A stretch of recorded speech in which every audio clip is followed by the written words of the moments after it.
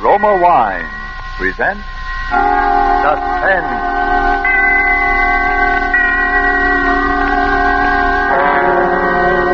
Roma Wine, made in California for enjoyment throughout the world. Salud. Your health, senor. Roma Wines toast the world. The wine for your table is Roma Wine, made in California for enjoyment throughout the world. This is the Man in Black, here to introduce this weekly half hour of Suspense. Tonight from Hollywood, we bring you in a dramatic role and in a character different from those you are accustomed to seeing him portray, Mr. Charles Ruggles. But before we raise the curtain on this evening's suspense play, here is a message from your host, the Roma Wine Company of Fresno, California. Distance lends enchantment, says the old proverb, and it seems borne out in this little episode that we might see taking place at the smart and handsome Pan American Club, Havana, Cuba. An American visitor is amazed that his Cuban host can picture the marvelous climate and rich, fruitful soil of California without ever having been there. But the Cuban responds, "One sip alone of wonderful Roma wine tells me all that. Only true perfection of climate and soil could produce the perfection of your splendid California wine, Roma wine." That's so.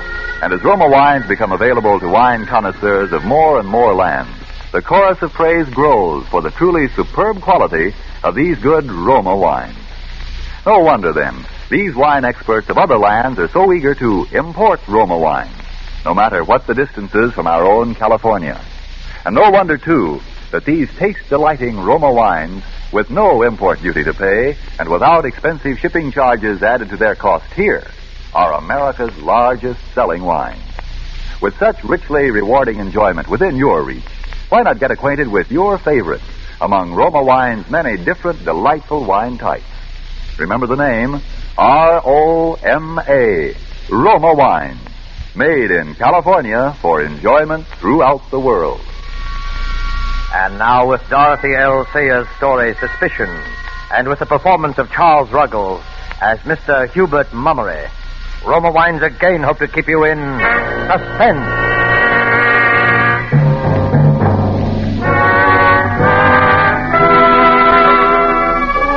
Mr. Mummery took the morning train down to business, as he always did. He opened the door of his office, much as he always opened it, and saw his partner, Brooks, sitting at his desk as he always sat. And the world seemed perfectly orderly and dependable and sane. And then it began, very simply, out of a few chance remarks. The terror took shape and grew until it was a black mountain of fear and suspicion. Morning, Mummery. Pleasant morning, huh? Yeah? Oh, quite. Well, I've been looking through some bank accounts. I've an idea they're trying to put us off until... Hubert Mummery, what's the matter with you? With me? Oh, you gave me a start. Why, man, you're as white as a sheet. Oh, am I? Well, I'm not feeling quite myself this morning. Breakfast didn't agree with me. Didn't agree with me at all. Well, you'd better look after yourself. We're none of us as young as we once were. Yeah, always had a beastly stomach, always. Well, I can't remember you having an attack like this in years, Mummery. Huh.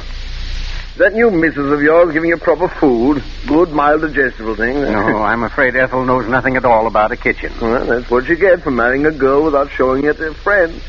And doing it in such a rush, 10-day courtship, and at your age, Mummery. Well, you'll see why when you meet her. Besides, it doesn't matter in the least. After all, I was a bachelor up until a few weeks ago and rather used to taking care of myself, you know. Oh, my dear man, you're not telling me that you manage the household. Oh, hardly. No need for that. We've engaged a housekeeper who's a gem, really. Capable, motherly soul named Sutton. Ethel's delighted with her, and so am I. Oh. Exceptional cook and all that. Well, that's excellent. We can all do that sort of thing, you know. I say you better take it easy and keep off your feet today. A man's health comes first, you know. Thanks. I'll be all right. I took one of my tablets on the train. Well, if you need anything, you let me know, huh? Yes. Oh, by the way, Mummery, I suppose your wife doesn't know another of those cooking gems, does she? Well, I don't know. They aren't so easy to find nowadays. Don't tell me your cook is leaving you. Oh, good Lord, no. Perish the thought. It's for the Phillipsons. Their girl is getting married. Yeah, well, always said marriage is the graveyard of good cooks. Positively. You know, I think it should be a criminal offense for cooks to feel the mating urge. Leave the family high and dry. Yeah. You know, I said to Phillipson, you mind what you're doing, I said. You get somebody you know something about, or you may find yourself landed with this poisoning woman. What's her name? Mrs. Andrews, Carolyn Andrews. I don't want to be sending wreaths to your funeral yet a while, I said. Wasn't that a dreadful thing, though, that Andrews case?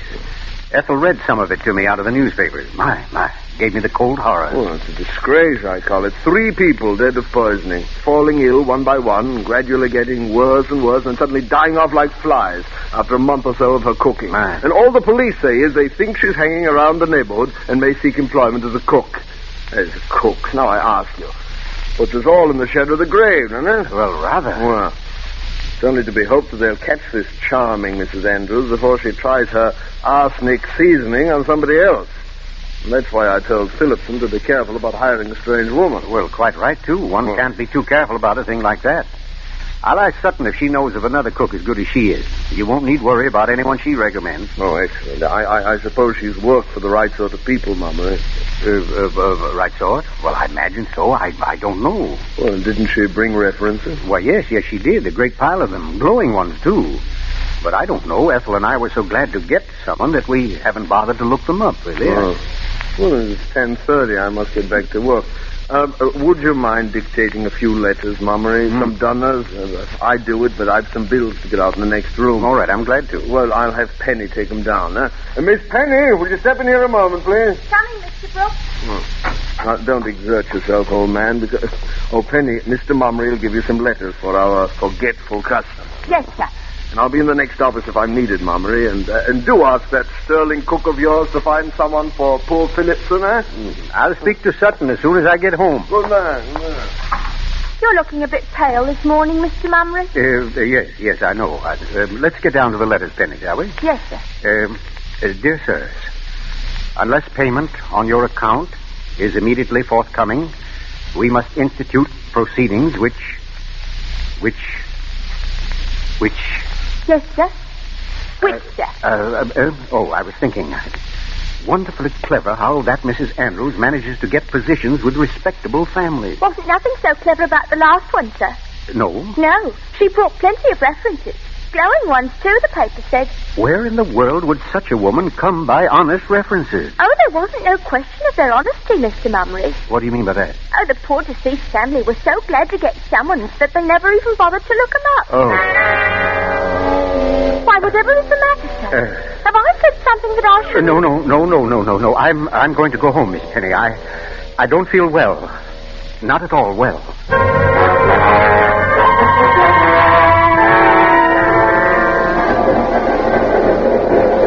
On the homeward-bound train, Mr. Mummery's mind kept up a continual flow of discomforting thoughts. Those references of Sutton. How did he know, after all? Yes, Brooks was quite right. One can't be too careful. Be sure you get someone you know something about, or you may find yourself landed with this poisoning woman, this Mrs. Andrews. The pain in Mr. Mummery's stomach gave a sudden twinge. He gripped the edge of his seat. He had eaten too quickly. His breakfast had been too heavy. He must speak to Ethel about Sutton. Sutton!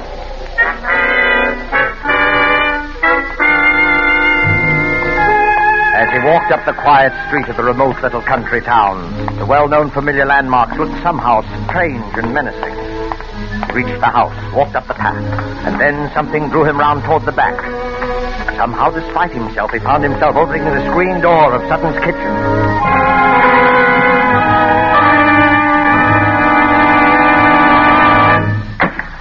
Miss Sutton. Oh, Lord, sir. You did give me a turn, Mr. Mummery. I was so taken up waiting for the potatoes to boil that I didn't hear the front door go at all, sir. Well, I used my key, Sutton. Where is Mrs. Mummery? Oh, the poor dear was feeling a bit sickish after breakfast this morning, and I made her lie down for a bit. She was looking so poorly. Ethel sick? Ethel's never sick. I don't understand. Oh, it was working about too much that done it, if you ask me. I told her to go light with it, but she's that restless she can't abide to be doing nothing. Where is she now? Well, Young Mr. Welbeck called by to get some flowers she promised his mother, and he cheered her up a bit. She needed cheering, too, by the look of her, poor lamb. Where are they, Sutton? They're having their tea in the garden. She's a deal better than she was, sir. A deal better. Well, I'm glad of that. I'll step out and have a word with her. Oh, Mr. Mumley. Yes? Before you go, I'd like to show you what I got for your dinner. But I... Just a moment, Mr. Mumley, sir. There. Have a look at that now. That's steak and kidney pie, isn't it? You'll find it beautiful and light, sir. It's made with butter, it is. So you'll have no trouble at all digesting it. No, well, very good. And it's seasoned something wonderful. Yes, I'm sure it's excellent. Well, I'll wander out and see Mrs. Mummery now, if you don't mind. Oh, by all means, sir. And try to get up a good appetite for your dinner, won't you, Mr. Mumley, sir? Yeah, I'll do my best. Thank you, Sutton. Ethel. Oh, Ethel. Who's that? It's I, Tiddlywinks. Hubert. Oh, I wasn't expecting you so early. Oh, well, I quit before time. I didn't startle you, did I, Pet? Yes, you did. I'm sorry. I thought something was wrong.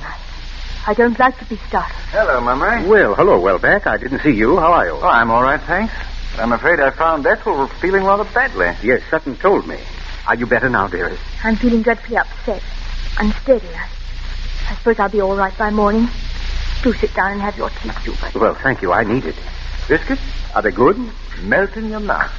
I'd devour a lot if I didn't have to be getting home to dinner. Oh, you're leaving? I must. Mother's waiting. I'll have the gardener wrap her flowers. Give them to me. Oh, no, don't bother. Oh, no bother at all. Heaven knows he's paid enough for pottering about. Thomas! Thomas! Come in, ma'am. Is the tea still warm, dear? Just right, thanks. You was calling me, Mrs. Mummery? Oh, Thomas, will you please wrap these flowers for me and bring them into the house? Righto, ma'am. I'll take Mr. Welbeck to the door. Oh, no, don't bother to get up, dear. Just tell Mr. Welbeck goodbye and finish your tea like a good boy. Indeed, keep your seat. Well, do come and see us soon again, won't you, Welbeck? Love to. But I can't leave Mother alone very often. She's extremely nervous lately. Terribly so. Oh, that's too bad. She's not really been herself since that Andrews poisoning business started in the newspapers. Alarmed her more than you believe. Yes, well, it's rather unnerved everyone, if you ask me. I do hope they catch her soon. They may. What do you mean? There were a couple of blokes from Scotland Yard in the village this morning. Rumor is they've got a new line on Mrs. Andrews. It's down their head. Think of it. That fiend has been on the loose for, let's see now. Exactly 1, 2, 3, 4. Yes, almost 4 weeks to the day. I'd rather not think about it if no one minds. You're quite right, my dear. Let's not. Let's not. I have too many other things on my mind. Oh, by the way, Hubert. I forgot to tell you to bring some cash home from the city with you today. I know you did, Diddlywings, but I remembered it all by myself. Oh, a good thing, too. The greengrocer had a rather glum look on his face this morning. Well, we'll be able to stare him in the eye tomorrow. And then there's Sutton's salary. Well, I'm not sure I brought enough for that. Oh, that's too bad. I do so want to be prompt with her. Prompt? Yes, dear. Sutton's been with us exactly 1 month tonight. I must drop along now. See you soon again, Mummery. I say thanks for the tea. Hubert, what's the matter? Mr. Welbeck said thanks for tea. Didn't you hear? Huh? Yes. Oh, I'm sorry. You seem so far away, dear. No, not at all. Not at all. I was a bit tired, I suppose. Let the old gent rest his weary bones. He's worked much too hard lately. Come along, Mr. Welbeck. I'll do the honors for the family. Coming. 4 weeks. Exactly 1 month. Oh, sir, the missus wants some zinnias for the bouquet, and I just found a little patch in the back bed. I thought that... Thomas, do we have any old newspapers about? Old newspapers? Why, yes, sir. There's a stack of them in the greenhouse. I was just going down to get some to wrap up this bouquet. What would you be needing them for, sir? I want to look up some photographs, Thomas. Photographs? Of who, sir? Of Mrs. Andrews.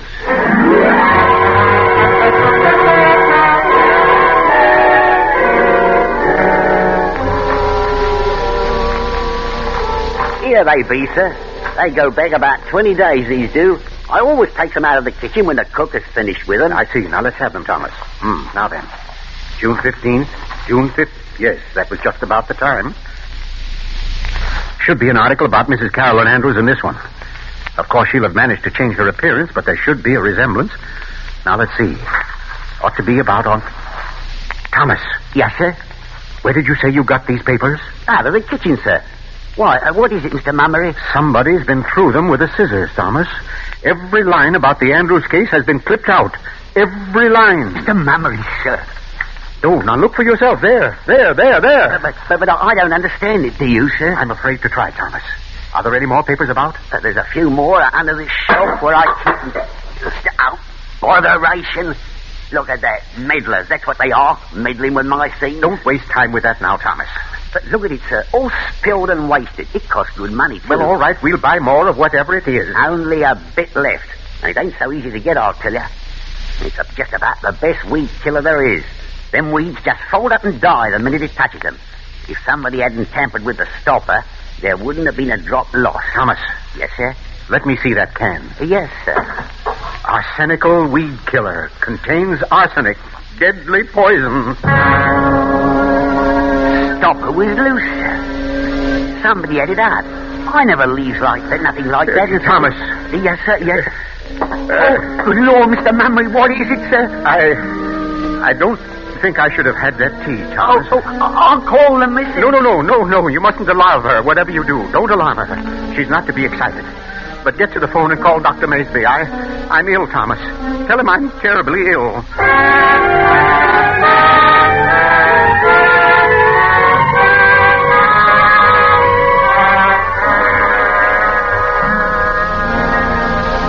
How is he, Dr. Maysby? How is he?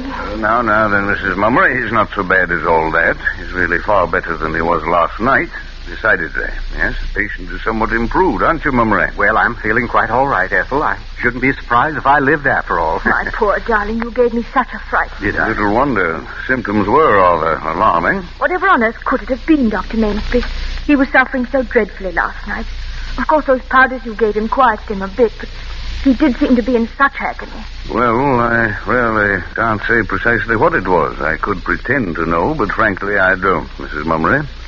I haven't the proper equipment here for a real diagnosis, but I'd venture an old-fashioned, non-scientific guess that it was a touch of common garden ptomaine. Yes, that's what it was, Ethel. I'm sure of it. Tomorrow or next day, when he's quite well, mind you, I'd like to have him come down to the office in Berwick for a thorough examination.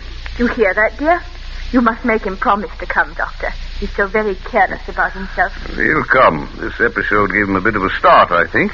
Nothing like a touch of ptomaine to make a man health conscious, eh, Mummery? Well, you're right, Doctor. You'll see me very soon, I promise. Excellent. And until then, you'll just continue the powders I gave you, one every hour. Yes, Doctor. And no solid foods. Have that cook of yours make you a nice, strong broth of some kind. Huh? What? And above all, stay in bed for the next 24 hours. I'll see to that, Dr. Maysby. I'm depending on you, Mrs. Mummery. And now, if you'll tell me where you put my hat... I'll get it for you. Oh, you needn't trouble. If you just tell me no where... trouble at all. It's out on the standpoint. So, Mummery, do try to take better care of yourself from now on, huh? We'll need to make Ethel a widow before her time. Well, I'll do my best not to. Dr. Maysby. What's that, Mummery? Listen to me. I haven't time to explain now. What are you talking about? Keep your voice down, man.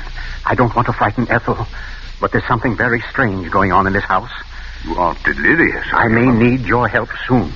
I'll phone you sometime today as soon as I can do it without alarming Ethel. Oh, she wouldn't be able to sleep for weeks if she had any inkling of what's going on. You aren't imagining things, are you? No, listen, Maysby. Last night, before I took sick, I found... I beg pardon, sir. Well, Sutton? Yes, Sutton, what is it? Mrs. Mummery sent me to tell you that your chauffeur's brought the car round, sir. Oh, yes, good. I'll be getting along now, I think. Oh, sir. If I'm not being too inquisitive, sir, how is the patient this morning? Why, he's much better, Sutton, but he had rather grim session of it just the same. Oh, that's dreadful, ain't it, sir? We'll have to take better care of him, won't we, sir? Much better care.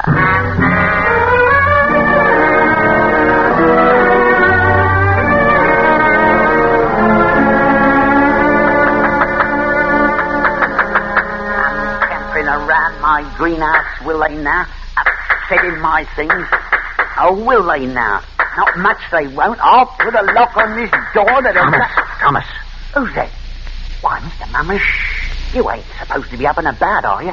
You're supposed to be in your bed, ain't you, sir? I want to get those papers we were looking at yesterday, Thomas. Does the missus know you're walking around out here? Yeah, I'll be bound the missus We'll don't... keep this a secret from the missus, Thomas. You'll get your death, Mr. Mummery. If I lie upstairs in bed all day, the whole Mummery family will get its death. Now, where are those papers? Well, they're just inside the door there, where you left them, sir. Just inside the door. Ah. Now, let's see. Now, where was it? Right about there, sir. No, it wasn't.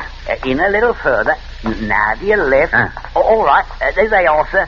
Well, if they are, I've been struck blind. There's nothing here but the stone floor and a box of tulip bulbs. You must be wrong, sir. All right, well, come and look and see here. Yes, sir. Mr. Mummery. Well, they're gone. What do you know? I'm not at all sure what I know, but I'm going to find out. You come with me, Thomas. You ought to be in your bed, sir. All right, I ought to be in my bed, sir. Come along, will you? Yes, sir. Where is Sutton? I don't know, sir. Oh, yes, on second thought, I do know. I saw her going down to the greengrocer's to pay the bill. When she passed me, I heard her muttering something about not wanting anybody to come prying about her kitchen. The missus is particular. Yeah, doesn't want us in the kitchen, huh? No, I guess not. Well, that's where we're going right now. I don't think she'd like it, No, sir. I'm sure she wouldn't, Thomas. Come along in. All right, sir, if you say to, sir. Now, let's see, where could they be? You ain't expecting to find them papers in here, are you, sir? I was, Thomas. Is it possible that I'm mistaken? No, I'm not. Now, where could... The stove. That's where they'd be. That's just where the... Just as I thought. Have a look inside, Thomas. There they are, or what's left of them. Somebody kindled quite a little blaze with your old newspapers, wouldn't you say? Lord, sir, you should have been a detective. Yes, I always rather thought so myself.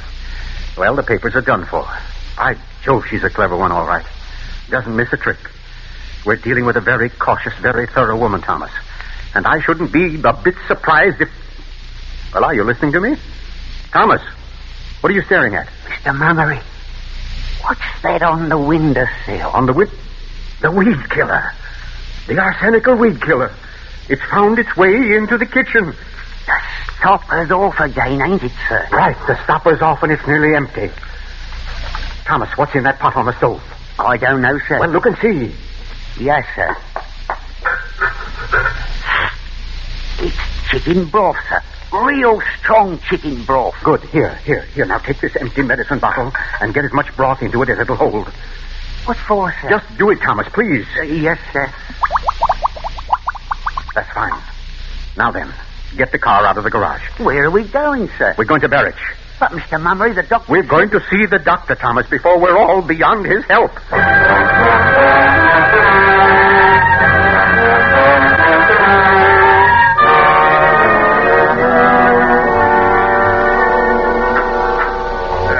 Sorry to kept you waiting so long, Mummery, but it's quite a lengthy process. I don't mind the waiting, Doctor. It isn't that, but Ethel's there alone in the house with her, and I want to know. I can tell you now. You finished? I've analyzed every drop of the contents. Used Marsh's test for arsenic. I'm able to tell you a very definite answer, my boy. What is it, Maysby? Yes. You mean there is arsenic in that broth? And I mean that broth is chock full of arsenic. Mrs. Andrews is taking no chances this time. There's enough poison there to kill your entire household.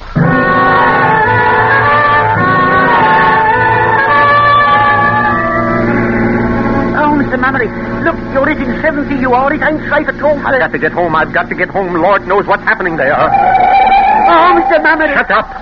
Ethel is poisoned, dying dead. Ethel is poisoned, dying dead. I patched the front right tire myself, sir, and it's fearful weak it is. Mrs. Andrews, Sutton, Mrs. Andrews, Sutton, Mrs. Andrews, Sutton, Mrs. Andrews. Oh, thank the Lord, there's the house. What's that car doing in front of it? What's it doing there? I don't know, sir. It happened already. The doctor's there. It happened already. The doctor's there. It happened already. There's the doctor's there. Standing out in front of the house, Mr. Mummery.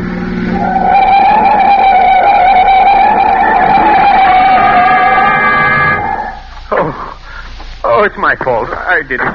It's my fault. I left her here. I did it. I killed her. Oh, Mr. Mummery, sir. Oh,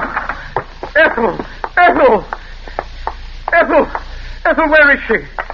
Welbeck, what are you doing here? I'm Scotland Yard, Mummery. Easy now. Take it easy. Well, where is she? Tell me. I have a right to know. Who is he, Inspector? I'm Hubert Mummery. Where's my wife? Now, try to be calm, Mummery, won't you? That's a good fellow. What do you mean? Why are you sitting down here? Is she beyond help? I'm afraid she is, sir. Oh, Lord. Oh. Can I see her? I'm afraid not, Mummery. It'd only be painful. Oh, Lord.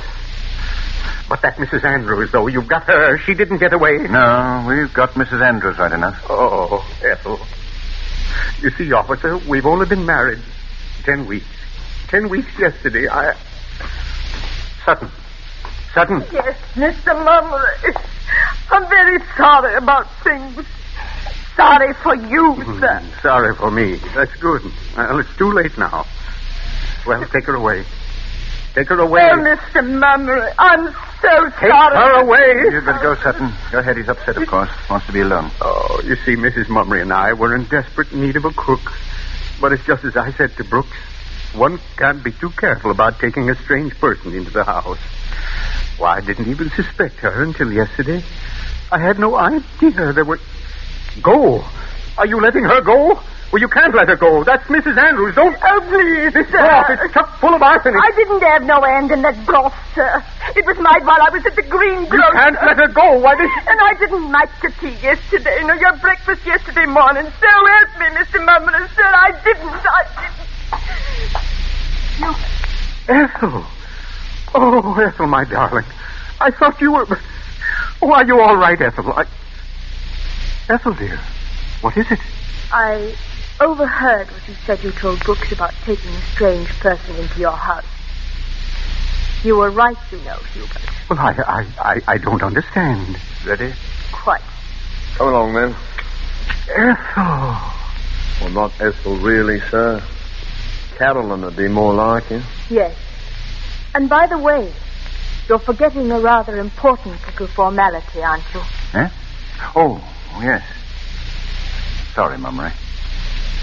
Carolyn Andrews, I arrest you for murder in the name of the King.